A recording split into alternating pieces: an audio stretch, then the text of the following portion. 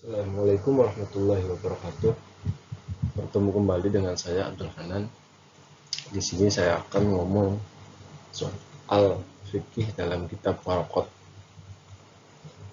Fikih dalam kitab Waraqat disebutkan wa fikhu alladzi huwa al-juz'u tsani lahu ma'nan lughawi wa huwa al-fahmu wa ma'nan syar'iyyun wa huwa ma'rifatul ahkam asy-syar'iyyah allati tariquha al-ijtihad. Next. Jadi fikih menurut lughat itu ada 5 kata kunci. Fikih menurut bahasa. Fikih menurut bahasa adalah al-fahmu, mengetahui.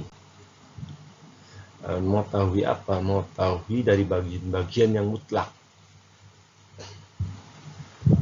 Mengetahui bagian-bagian yang mutlak, bukan keseluruhan yang mutlak, tapi bagian-bagian.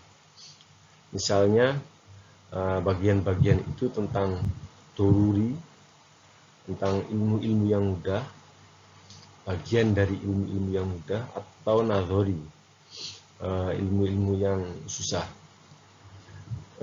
Juga bagian-bagian itu hal-hal yang samar atau jelas, sesuatu yang samar atau jelas.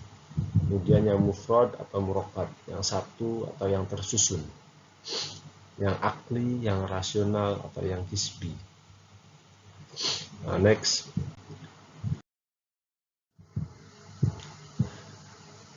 Kemudian di sini ada 4 tanda dan petanda tentang fikih. 4 tanda dan petanda dan deskripsinya, apa dan bagaimana itu fikih. Fikih adalah mengetahui, al-fahmu. Mengetahui apa? Kalau yang pertama secara lughat itu mengetahui bagian-bagian dari yang mutlak. Kalau ini 4 tanda dan petanda ini fikih menurut istilah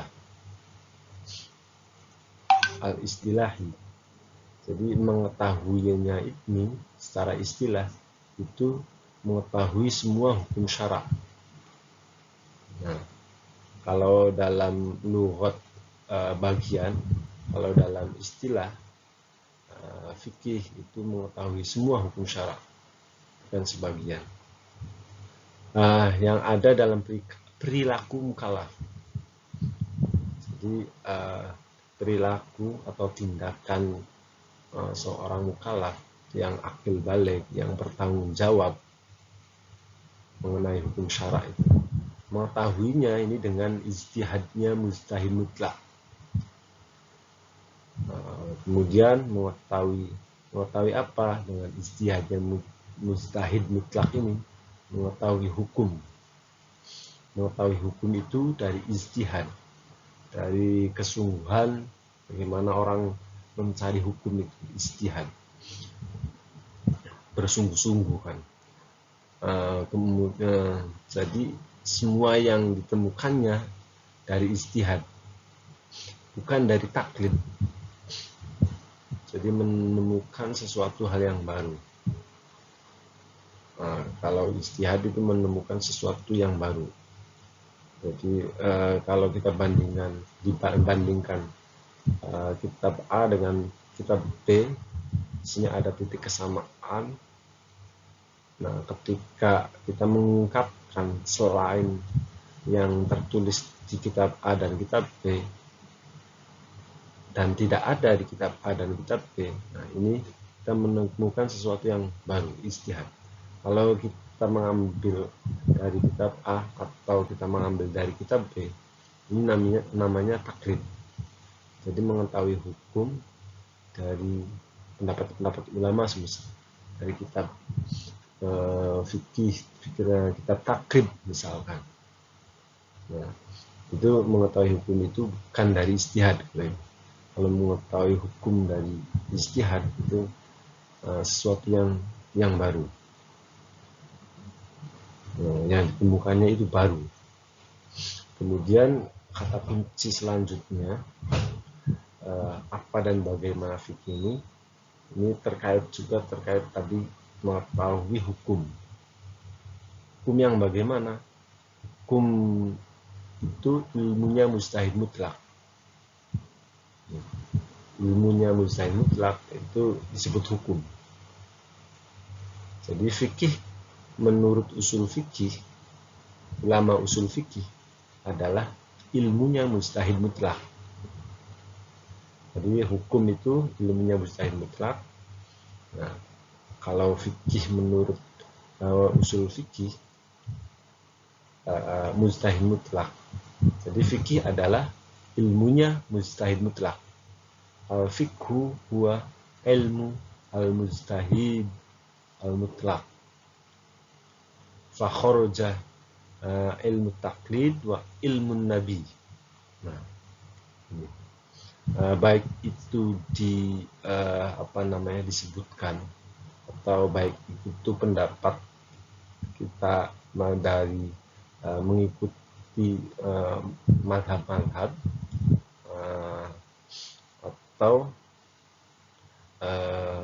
dari ilmunya Nabi, dari nabi-nabi.